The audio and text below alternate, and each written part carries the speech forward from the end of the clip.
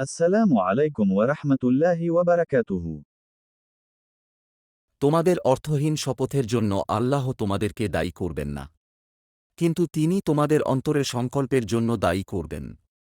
আর আল্লাহ পরম ক্ষমাশীল, বড় সহিষ্ণু।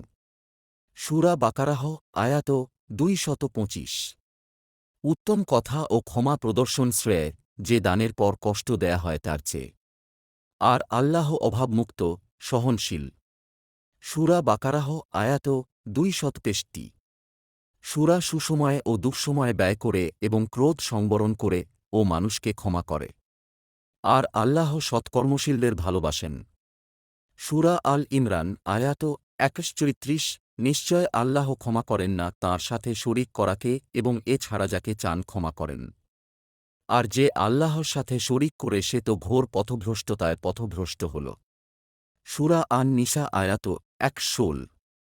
সুতরাং তারা কি আল্লাহর নিকট তাওবা করবে না এবং তাঁর নিকট ক্ষমা চাইবে না? আর আল্লাহ ক্ষমাশীল, পরম দয়ালু। সূরা আল মাইদাহ আয়াত 74।